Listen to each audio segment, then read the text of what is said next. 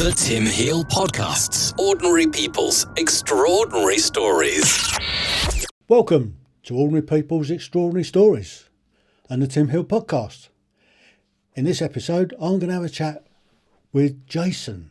So, Jason, welcome.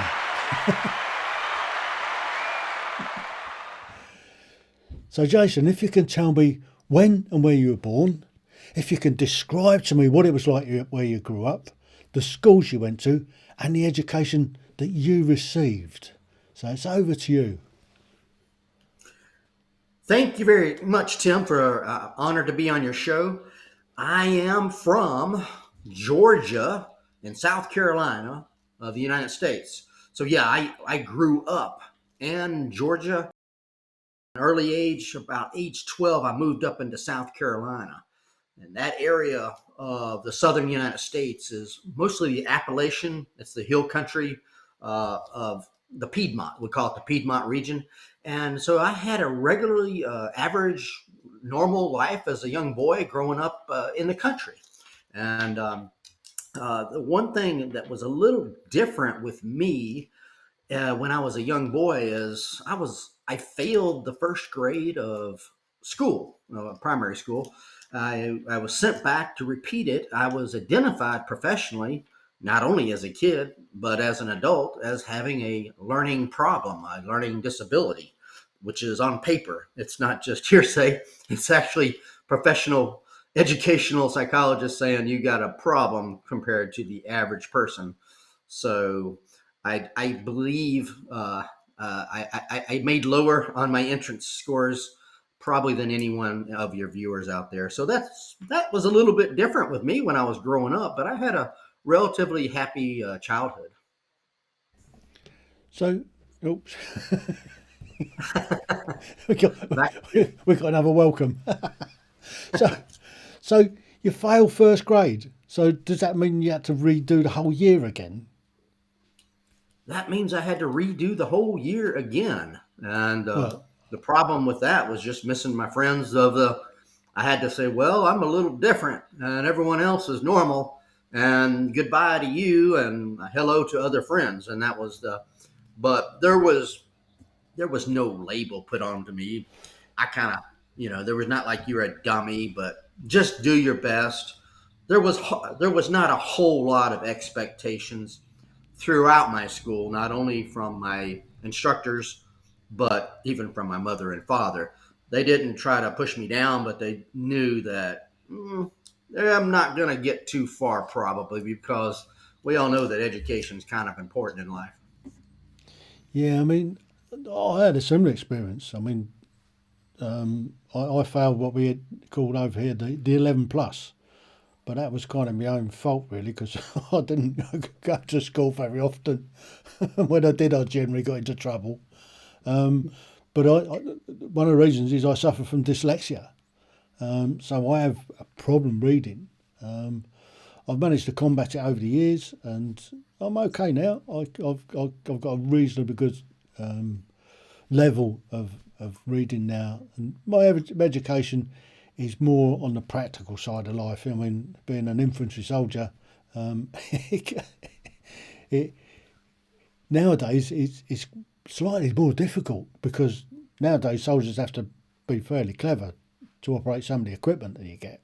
Anyway, it's not about me, it's about you. So, what was the area like where you actually grew up? What was your street like? It was sort of like rolling hills of countryside. There were some farms. When you walked outside, you could hear chickens crowing, and kids were always playing outside. So you hear kids playing. And it was pretty much, that's our world, was outside and nature. And there was other houses in the area, and we would just stay out from the morning until to the very evening. And we're just a group of boys that ran around together and had fun, maybe too much fun, but that's kind of like how the area was. And fishing and hunting and just throwing rocks at cars and getting into mischievous behavior and doing all those things. like normal boys do. That's kind Yeah. of what we did. Yeah. I mean, because in Georgia famous for cotton. You have big cotton Cotton was fields and stuff. in the South. Cotton was king traditionally. That was the king fiber. Yeah, that was traditionally was cotton, and but Hmm. when I moved into South Carolina as a young boy, peaches, also peaches. Georgia is the peach state. Yeah. Even though Georgia is the peach state, they have the county I grew up in when I was age 12 and above, which was Spartanburg County. That's in South Carolina. They grew more peaches than all the state of Georgia. But sometimes they just get a hold of these labels and throw them on there. But really, where I grew Yeah. up, but there's a whole lot of peaches in Spartanburg, South Carolina. Yeah. So did you go scrumping? Now I don't know what that term is, scrumping. Well, it's like we used to do it as kids. Go around borrowing somebody else's apples off the tree, and you don't. The art is not getting caught. That was normal. That was normal. We would. My dad taught us how to steal watermelons, so there was a lot of watermelon fields around, and he taught us. If you get hungry, you can steal food, and he did. Well, he grew up poor. I didn't really grow up poor, but he grew up very, very poor, and his idea that he passed on to me was, it's okay to go out. I guess you say scrumping or get Yeah. into trouble, but there were just two words. He says, you just never quit anything, regardless of what happens to you in life. Just never quit and just do the best you can. And I didn't know those things would live on with me so long. And those were some areas where I compensated from more than other folks. So we talked about having a problem learning, like you. Yeah. I'm an author. It was not dyslexia, but it was. They thought it may have been. It was definitely reading and writing I had a problem with. But, I'm an author now of a book, but I failed reading and writing. Reading and writing are my worst subjects, unless it's, and so, but I'm an author, but yeah, that's kind of how the situation was. And I was like you, I was practical learner. If you could, and I had to do, I learned by doing, but Yeah. it took a lot of doing with me, probably more than most people. So, moving on in the schools, then, what was your sort of your elementary school like? Was it one of the Oh, big schools, or was it just a small town? it was a small town, average school size, in Norcross, Georgia, and they were friendly, kindly teachers. To me, school was a pain, and I just play. I lived for summers and when school was out, and I lived to go out and play. And I did my homework, but it was always very painful for me to do things academically. But I think the teachers worked with me very well as best as they could, and I would ride my bike to school. Sometimes took the bus, but it wasn't too far. I would go through the backwoods to the school, but Mhm. we just had it was really just friends and playing and things of that nature. Yeah. Yeah. So, did you get back or we call it back squadding? So you got back squadded your first year. Did you get back squadded any other years, or did you manage to sort of stick with it after that? And I did you have stick to with jump? Did you jump a year to get back to where you originally started? I couldn't jump any year. So no, I could not jump any year. But no, I didn't. I stayed in the back. I failed a grade, and I think it was reading and writing. They wanted to me to repeat it because of reading and writing, Hmm. and I caught on a little bit more. And then I basically just was in the averages of the system of the school system, and I was passed on and on. And so that's kind of how elementary school went. Basically, just I remember that it was just tough to get through and work. I did the best that I could, and I think my father knew that I was doing the best I could. But to be identified, and he understood that he was not going to put a whole lot of pressure on me academically because he knew I was set up a little differently. Now, my brother My brother had a whole lot of pressure on him to succeed, and I was sort of thankful I didn't have to get the wrath of getting the grade. So I felt he got a lot of heat on his growing up, but he was the older child. I was the number two child and the middle Yeah, child. So yeah, slightly less pressure, I guess. it was less pressure, and I put that in the book, and I put that out there, and I'm sure he's happy. Let me know that he got the heat and I didn't get the heat. I'm pretty happy about that. Yeah, so I was the oldest, so it's a bit more pressure on. You've got to sort of pave the way for the siblings to come. So, Mhm. so what about your middle school then? Middle schooling, I eventually went up into South Carolina, went to middle school. Again, I was just averages, middle averages, very, very quiet boy. I started to become a quiet boy at the age of 12, 13 when I went into adolescence. I just stayed. I had a few friends, but just didn't talk a lot. Um, they were our teenage years. My brother was a teenager. I was a teenager. Mom and dad were doing the best they can, making the money to, get us through teenage life. And I'm sure as young boys, we probably put them under a lot of pressure. And I just tried to stay quiet and calm. And I stayed outside most of the time. I still stayed outside. Um, I did play football, and so we moved into South Carolina, about a 2 hour drive from where I was Mm. at. I enjoyed Little League football, and then I enjoyed the middle school football, but something happened to me in middle school where I didn't like football anymore. Is that when we moved, me they lost. There was a document that's important to have, which was a birth certificate, and the birth certificate was missing from the file, and the coach, he would put me on the practice team, but he wouldn't allow me to play the games. And that Mm. was really hard. I wanted to quit. I really did. I says, this is, if he ain't going to play me on the games, I didn't really care to, be there. But my father said, you're gonna sit on that damn bench if it takes all. And that's what he did. He says, don't quit it. You just sit there and, do what the coach says and stay on the damn Mm. bench. And that's what I did. And I never want. He says, just finish it out, and if you don't like football, you can stop it, but you can't quit in the middle of a team. And Mm.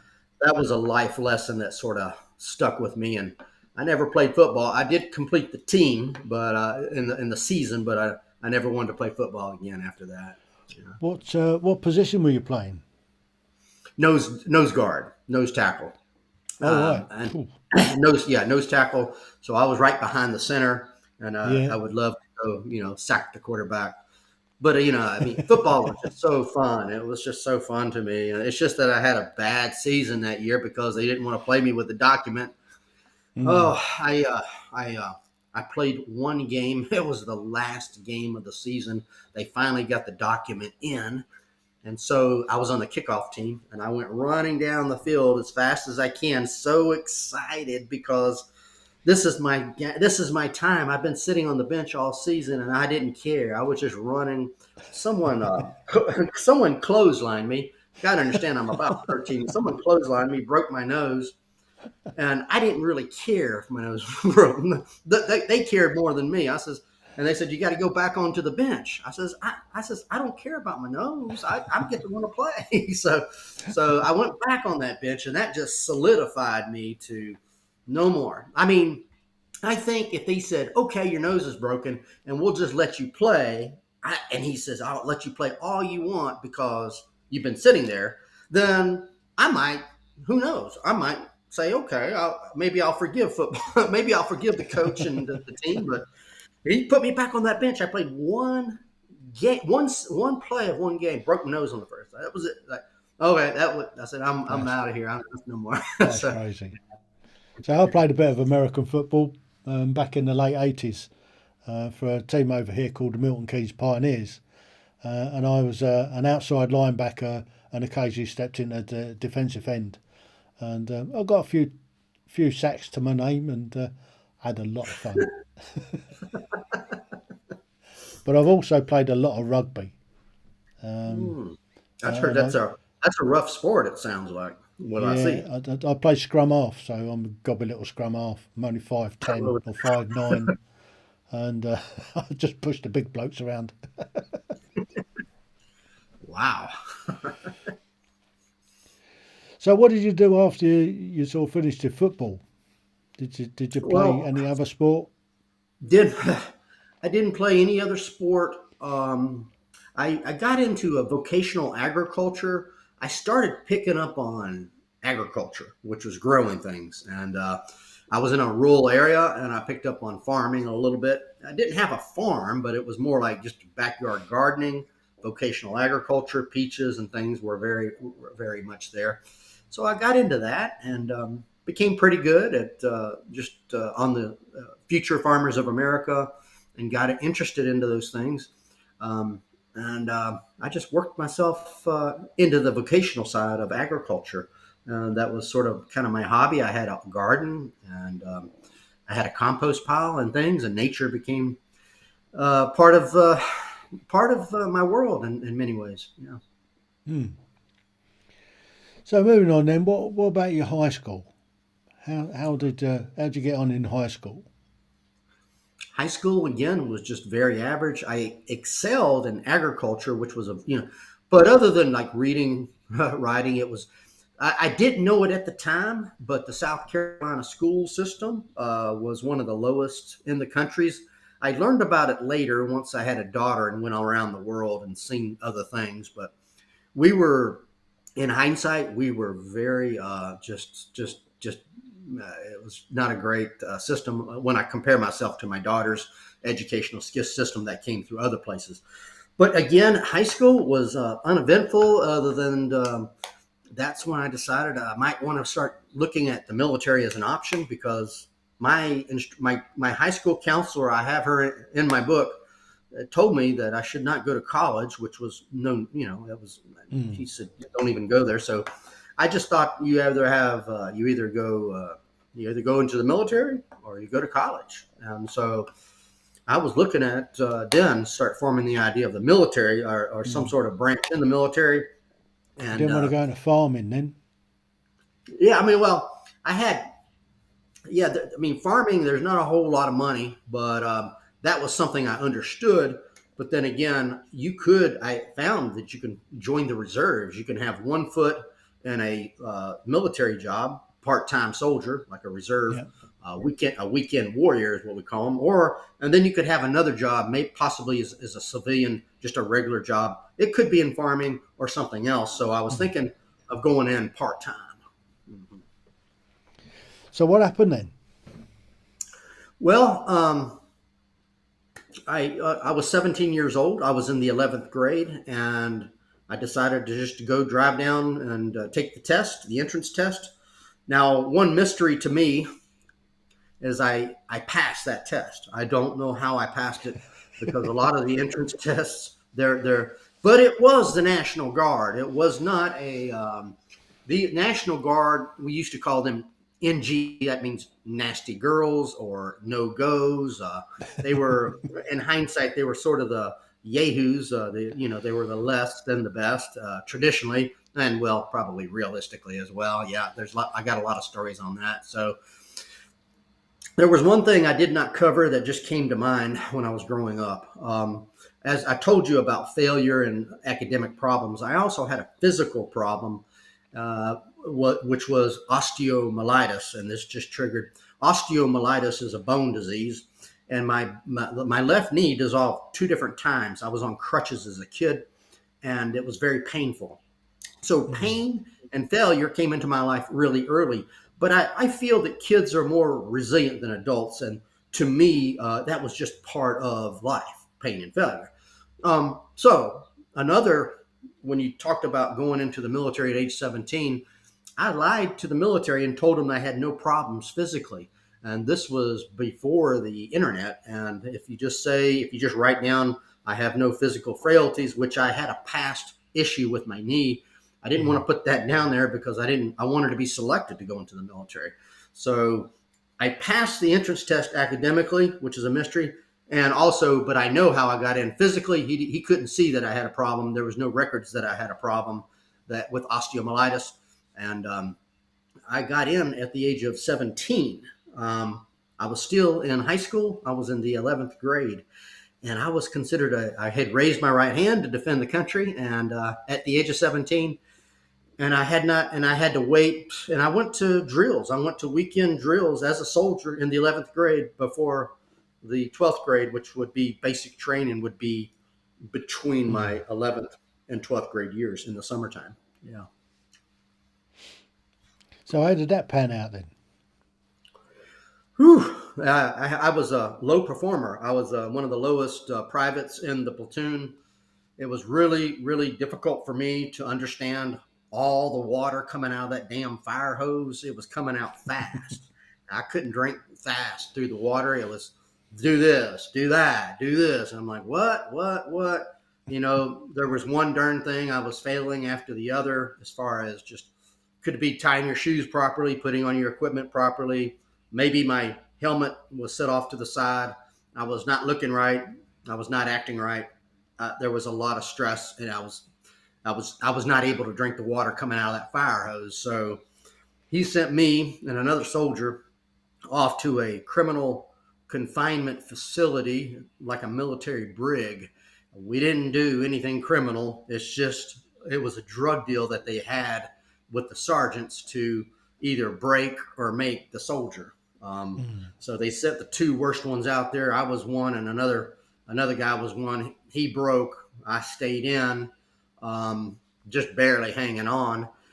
More importantly than that, it was a system set up to where he could also threaten the other members of the platoon that if they don't get their act straight, they're going to be all beaten and broken up like us. So we went.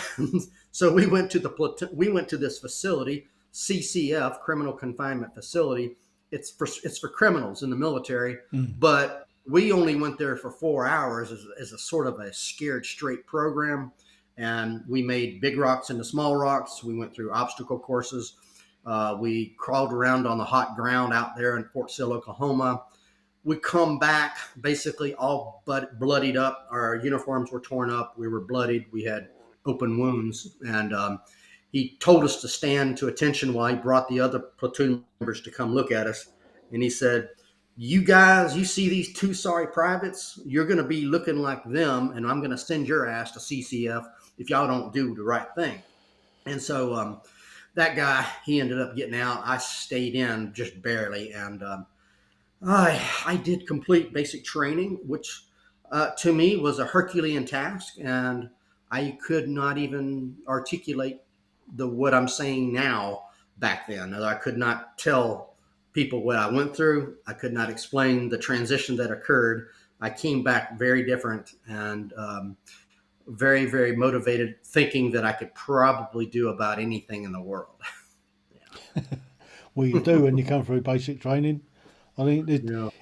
it's an actual system that they take a civilian and they put a bunch of them together and they knock them down and they bring them down to the lowest level and then they start building them up. Because everybody's in the same boat, they kind of gel together and help each other and become a team. And when they pass out, that instills in them all the values and standards that they need to go forward as a soldier. So I don't think it's a lot different in the British Army from the American Army. It's the same system they use all over the world, I think, for professional armies. Not quite for conscripts. They definitely tore me down. There's no doubt about that. I was torn down pretty darn good, and then started to develop a whole lot of self-confidence in myself and started to doubt all the people that told me I couldn't go to college. And I started forming an idea of possibly going to college and working my way into a reputable college from a junior college. And that became on my mind. And I started to form other decisions and started to think about maybe I could be an officer and do other things and not just be in menial work and not just remain enlisted as a private or whatever. I still had my problems. I had to work around them. I had to compensate for them. Maybe you have to work harder, maybe work smarter, or I had to develop that through time. Mm-hmm. So what happened after basic training then? You came out, you passed out, and you're now a private in a. Was it in the National Guard, or you? I was in the National Guard, and went into my 12th grade year of high school, and finished out high school. I worked as hard as I could to do as I could. I mean, I never went above the middle averages. I was stayed in the middle averages, and and then went into stayed in the National Guard for a period of about 4 years. Graduated high school. I went to Everything started from the bottom. This is a bottom story. I went to a junior college that would take anybody, lame, lazy, or crazy. They didn't care about my entrance scores. They didn't care about entrance scores or anything else. They just said, "Well, we'll take you." And then it was a transfer community college where you transfer into another. And so I did well in that. I took a low load. I didn't take anything. I mean, I started general math. I had to take everything from the bottom. But again, English was always my worst subject. I had to struggle with that. And I took it slow. I took it slower. I was on the maybe the 5.5 year plan, not in something. I was in agriculture education. I was going into an educational degree, not engineering degree. And I says, whatever it takes to get to the college goal. And it may take me longer, but that's kind of what I did. I joined ROTC, the Reserve Officer Training Corps program, as a junior person. I thought that was very, very easy. Matter of fact, I just thought it was a piece of cake because I had been through much, much more than what they put me through. And so I did join the Ranger Cadet program, and even the Ranger program, which is more of an elite part of ROTC. I even kind of thought that was sort of easy compared to what I did in basic training. But again, you got to understand that I'd already been through a enlisted basic training, and I'd already been built up mentally, had mental toughness. I had more physical toughness. So what they threw at me in ROTC, or even the Ranger, which would be the elite part of Ranger program, was not that difficult for me. It was still, my problem was going to be academics. Now, my disease, the bone disease that I talked to you about when I had as a kid, I had worked on my legs a lot, leg lifts and various types of exercises that help support the knee. So that was not causing me any problems, and I was working around that as well. And so I pretty much focused on my academics for the most part. And then, so that's kind of junior college. I built up a lot of confidence. Found a girlfriend, and so that was the junior college before I went into Clemson University. I did transfer into Clemson University as a scholarship, as an ROTC scholarship cadet. Yeah. So did you ever get to West Point? No, I did not get to West Point. I don't think. I was way under those folks at West Point. I'm just trying to survive going from junior college into to the Clemson University. Now, Clemson University was in South Carolina, and again, I transferred in, and I never told them I was ashamed of being a junior college transferee. I didn't want to go back and have to explain why I was someone who just couldn't get into Clemson. And so my SAT, my entrance scores, I guarantee you, they were lower than most people's entrance scores. They were just very low. I told my daughter about my SAT scores one time, and she says, if you just picked your favorite letter and just went down, you would do better than what you did. And I took that entrance test twice, but I mean, later on, I was trying to fight it. I think you asked, I was trying to see if I could fight this intellectual or academic problem that I had, and just through effort, but it was there. I couldn't fight it. What I found out that you can do later on is you get your sheet of paper saying that you have problems taking tests or learning, and the institution can accommodate you, whether it be you have a phobia, whether it be you need extra time. For me, I needed extra time. So I needed to work harder than most, but also when I took the test, I needed extra time as far as looking through these things and understanding things. I was slower. Yeah. Mm. But at that time, going into Clemson, going into the junior college, I did not know that was available. Or I don't even know if it existed at that time. But I later found that out. Yeah. So what happened at the end of college? So did you graduate? Obviously without honours. Yeah, I went ahead and I went into Clemson University. I graduated with my agriculture education degree. Um, I became a lieutenant in the National Guard, and I uh, was there as a lieutenant for a few years before I went on to active duty. When I was a lieutenant, and I had a bachelor's degree, and I even went to get a master's degree in the same area. That's how confident I thought a master's degree was easier than a bachelor's degree for some reason. But I was a lieutenant in the National Guard, and I had two different jobs in South Carolina that were civilian jobs. So I was a weekend warrior, but I got fired from both of them jobs for just doing stupid stuff. My first job out of college as a reserve lieutenant was in the department. It was in the federal government as a soil conservation officer in the Department of Agriculture. I was goofing off in a federal truck, and I ran a stop sign. I totaled the car. I got out without a scratch, but it was totaled. My supervisor took note of it. I was fired from that job. I went to another job. I was still a reserve officer. I went to another civilian job, didn't get along with my supervisor, and I was fired from that job. And then I went on unemployment. I remember when I was fired from my second job, oh, my mother was just she was outraged. She was very, very mad, yelling and screaming at me. And, but I went on unemployment and I got unemployment compensation for a while. It just, lo and behold, I forgot about that. I was obligated to go to the Army because I had a scholarship. While I was unemployed, the Army called me up and asked me if I wanted to go into the 10th Special Forces Group in the Green Berets as a support guy, as a snake eater. And I didn't tell them that I got fired from two jobs or anything like that. They said you got to fulfill your obligation to the nation because of your scholarship. And I said, all right, this is pretty cool. I forgot about that. And they said, well, come on. It says, now you have to volunteer. We only take volunteers if you want to go and support the Special Forces Group, or do you want to go conventional? And I knew, yes, I want to be in the special operations. I don't want to be in conventional. Sign me up. And so at least I was smart enough to know that. So that's kind of where I went off to after being fired from two different jobs. Yeah.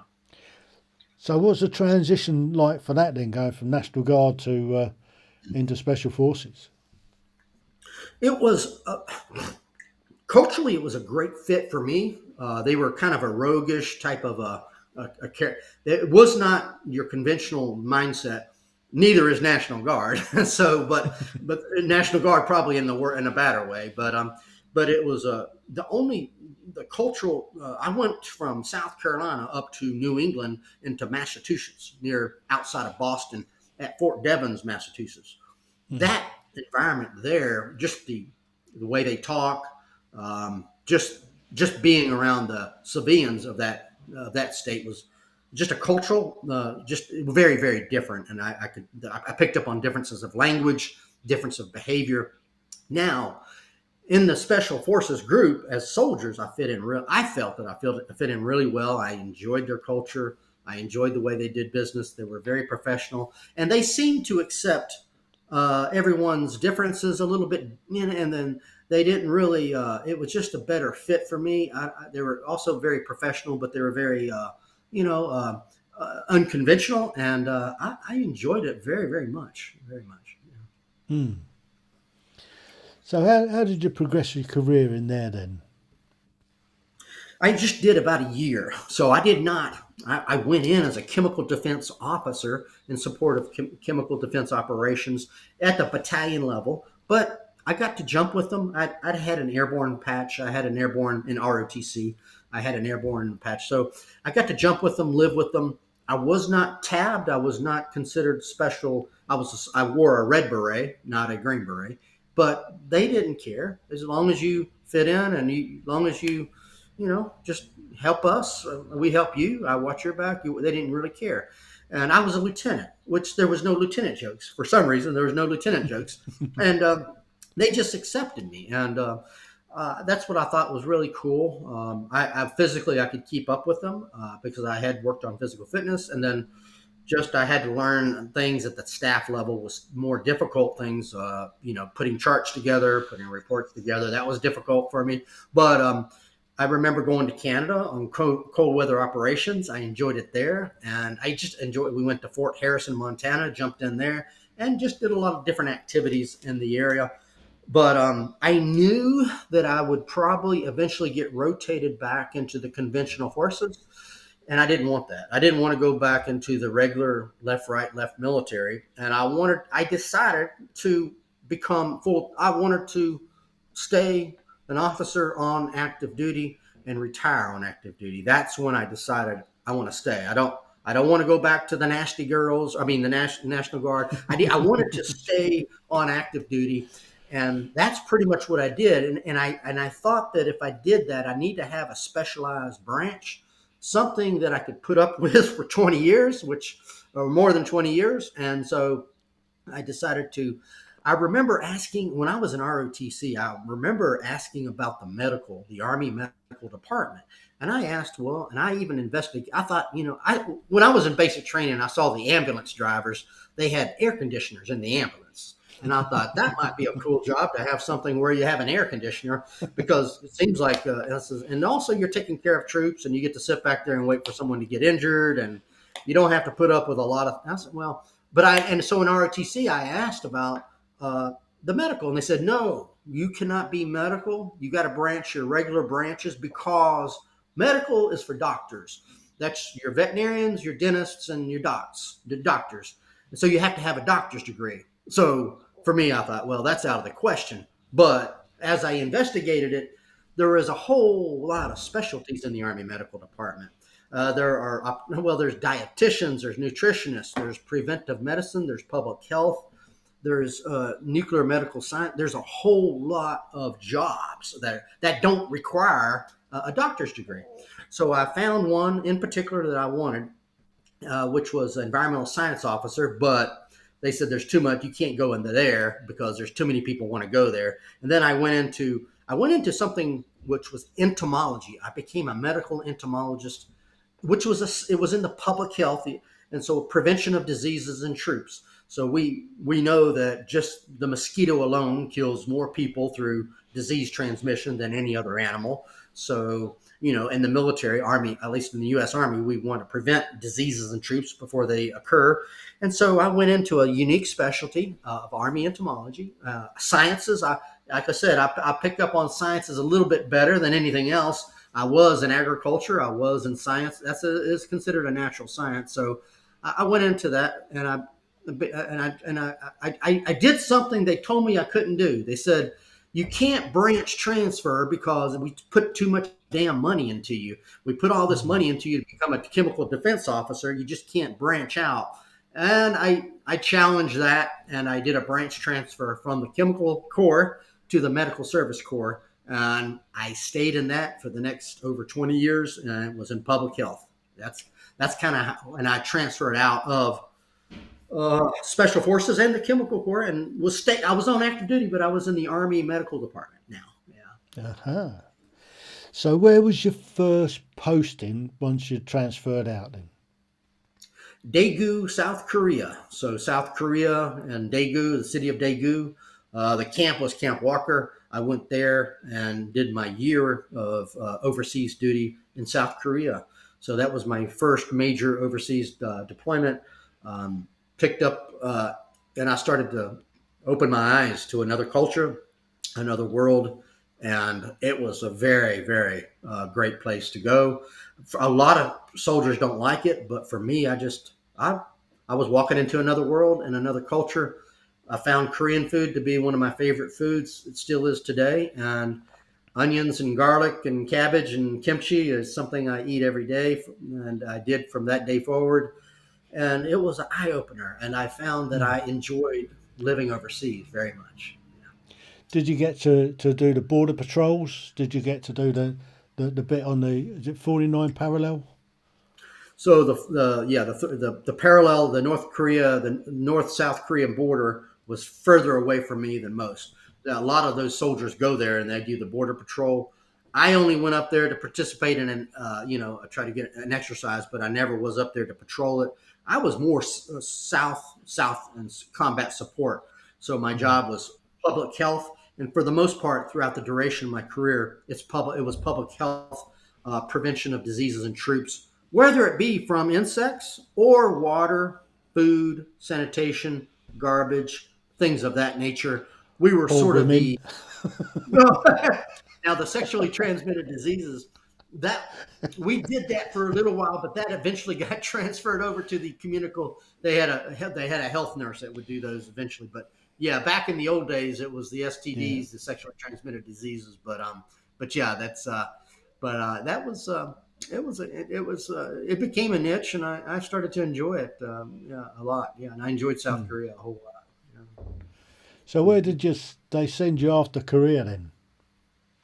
So I was in South Korea for a year, and then that was mostly OJT, on the job training, and then they sent me to Fort Sam, Houston, Texas, and I went for about a year there to get all my advanced medical education that I never had, such as the public health, the Army Medical Advanced course, and there's many courses there that I went back to back. I went through the entomology course there, the pest control course there, and had a lot of fun at Fort Sam, and maybe too much fun. I enjoyed it very much. It was San Antonio, Texas, and the southern Texas, and I was there for a year just of training.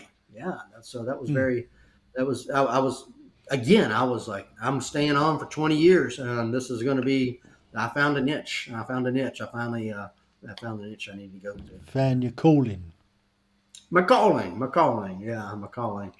Again, I mean, throughout this process from a private now as to a captain, I felt very, very blessed. I felt that I was going into spaces and doing things that none of my family members have ever expected that I would ever do, whether it be a college degree, whether it be get promoted to lieutenant. I felt in a way that I was very lucky, very blessed, and again, from where I came from, I was surprising the hell out of everyone around me. I was surprising the hell out of myself. And I was thinking, hopefully, I won't get into trouble. Hopefully, I will just stay here. And I'm very, so a lot of people get promoted to a lieutenant or a captain or whatever. They feel that it is expected because they have walked the walk and done the right things. But for me, I never, I mean, I felt very happy. I thought, wow, I'm getting promoted. Wow, I'm getting a good degree, or I'm going through this school, and they're paying a lot of money for me to be on active duty. And so I thought, this is wonderful. And I felt very good all the way on that. Yeah. So at the end of all that training in San Antonio down there in Texas, where did they put you after that? Now that you obviously got a lot more qualifications and a I captain. went to, so I went, we call it a fixed base garrison. I went to a garrison assignment in Maryland, Aberdeen Proving Ground, Maryland. It was a center for health promotion and preventive medicine. I was there for about 3.5 years or so. I was there as a captain, but since there's so few of us medically, I was augmented to a combat unit out of Fort. I don't want to get too complicated, but a lot of the medical specialties, there's so few of the specialties, were augmented as a secondary to, do deployments when needed in a combat unit as an augmentee or a support person. And so I was, my augmentee position there was in Fort Campbell, Kentucky, at a 61st Medical Detachment.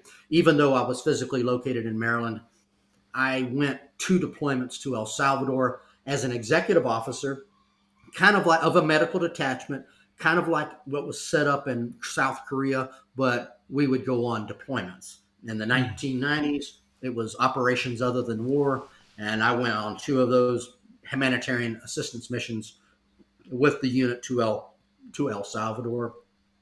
Those were the most probably memorable deployments and work that I did when I was physically located in Maryland. Yeah. Mm. So, where else did you get in the world then after So this El I went Salvador? I went twice to El Salvador. Overall, I had two deployments to El Salvador. Again, in Special Forces, I had one in Canada. I had one in Germany. I had one in, of course, I had three assignments in South Korea, just on separate, and I had an Afghanistan tour as well. So I had about 9 years total overseas with the Mm. U.S. Army. Yeah. So, I mean, we can go into some deep stories if you want to, some funny stories if you want to go there, or we can go Well, chronologically. let's have a look at where were you in Germany? In Germany, I was in Landstuhl. That was my end of my career. I was there as a lieutenant colonel, Landstuhl, Germany. I was there again. We were set up. I was a supervisor of some captains and sergeants that would go out throughout Europe and inspect various base camps for environmental liability contamination. So we have a lot of military throughout Europe, and my sergeants and NCOs, they would go out there, test the water, the soil, the air, not just for future potential environmental liabilities like oil spills or just things that are contaminated, but they wanted to prove to also the host governments and to the people there that they could not. It would be very difficult to sue U.S. military because of something environmental or something that might cause problems with the local people. So we would go there and write reports, actually, just to prevent future liabilities against the U.S. government. Yeah. Wow. So Afghanistan then. I mean, I've done three tours in Afghan. I was in Kabul in '02, and then I did Helmand 5, 6, and 8, 9. So whereabouts were you in Afghanistan? Shindan Air Base. It was in Region Command West, and I supported over there again. Had a medical detachment in that area, RC West, Shindan, Herat Province area. We had about 18 camps that we supported on sanitation. So that's the area that I was at. Mm-hmm. Just sort of in the northwest, really, isn't it? Kind of in the Around north. in the north. RC West was sort of in the northwest. Yeah, Yeah. that was where I was located for about a year. Well, they cut it short and put us down into Kandahar for 6 weeks before we left. Mm. But for the most part, How I was in awful Shindan. for you. Yeah, it was. Yeah. That was Kandahar. I, Once I, I, when we got down to Kandahar, we wished we were in Shindan. Shindan yeah. was much better. Yeah. I, I, I had a bit of a rut going through Kandahar. I was out on an operation in Helmand, and my job was psychological operations, and they put me on a helicopter, brought me back into Kandahar to go and pick up an airdrop leaflet or a couple of boxes full of airdrop leaflets. So we were going to kick out this helicopter, and I've been out on the ground for about 4 or 5 days. So I'm stinking, I'm covered in dust, and you know what it's like. And I'm walking through to the science guys to go and pick this stuff up, and this time they're all wearing sort of berets and walking around smart, and I'm like a ragtag out of the desert, and this sergeant major, I think it was RAF, said, "Oi you, oi you." Look round, yeah you, what me? He says, where's your berry? Behave, I've just come out of the field. Yeah, Yeah. so At weren't your boots Kandahar, clean? Yeah, horrible place. yeah, they had a poop pond, an above ground poop pond, and that made the entire camp smell of poop. And that Yeah, was something that was awful. That was awful, awful, awful. Yeah, smell. I mean, it's in the patrol bases where you have to burn it. That was Yeah. fun. Yeah, takes the fun out of the day when you got to burn your own poo. So, Yeah. so what was your most memorable tour? What was your favourite tour? I think it was probably just South Korea, just because of the food and the culture. I would go out, and even in the evenings, I would teach English, which would be very like, when I say teach English, it's not really teaching English. It's like, how are you today? And it was conversational English. And they would give me 20, $30 an hour easily. But the civilians were, the Korean nationals were very motivated to learn English, or to learn anything. They really wanted English. And I made money just by eating with them and drinking with them and making friends with them and going out. And I thought that was a very, very, very memorable experience. So what was the worst tour you did? What was the one place you never want to go back to? Probably Afghanistan. I wouldn't want to go back to Afghanistan. There was nothing to do over there. There was, you just did, it was in many ways, it was very boring or just very crazily exciting with the various mortars that came in. And my job was just to manage soldiers as a lieutenant colonel, which was pretty easy because they all knew what to do. They had been trained. And my job was just basically to get up in the morning, manage, do some emails, and be bored, and watch the unmanned aerial craft go round and round, and sit around. And that was sort of it's nothing there. We can't go drinking or eating. We just stay on our little installation, or we did go from base to base by helicopter, but I found that the terrain was just too crazy, and I had to be in communication with my soldiers. So I pretty much had to stay on Shindan for the most part and not go out there, because once you get outside into other areas of more remote camps, a commander needs to be in communication with their troops. And if it was unreliable, I needed to understand. Yeah. So that was boring for the most part, or it was very, very scary either way. Yeah. Yeah, Afghanistan for me was, I love Afghanistan. It was second favourite tour I've ever done. So Wow. Kabul was great for me. Helmand was good. Saw some horrible stuff, but I mean that's part and parcel of it. But my absolute best fantastic posting was Berlin back in Wow. 78, 80. Yeah, Wow. it was terrific, Berlin. The wall was still up. Hess was still alive. We were 5 minutes from death. Wow. where we actually lived in Berlin, we were right on the wall, and just the other side of the wall was a big Russian training area with the tanks rolling around all the time. But it was a brilliant posting. Oh, wow, that's crazy. Yeah, I remember they talked about there was a Berlin brigade in the military, and that was a big deal, being able to guard that area.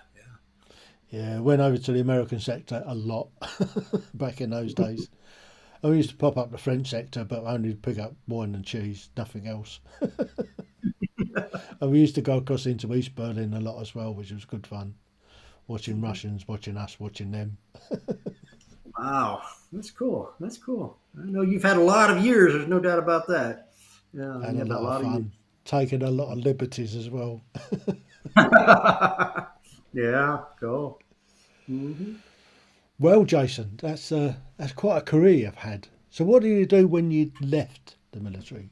Are you retired now? Well, I had to go get medical attention. I had post traumatic stress. I had a lot of things. That wasn't necessarily Afghanistan, but it was my dad's death, along with I had a federal investigation in Korea that was totally bullshit, and I had to go through some things that were in me mentally to get help, to get some medical help.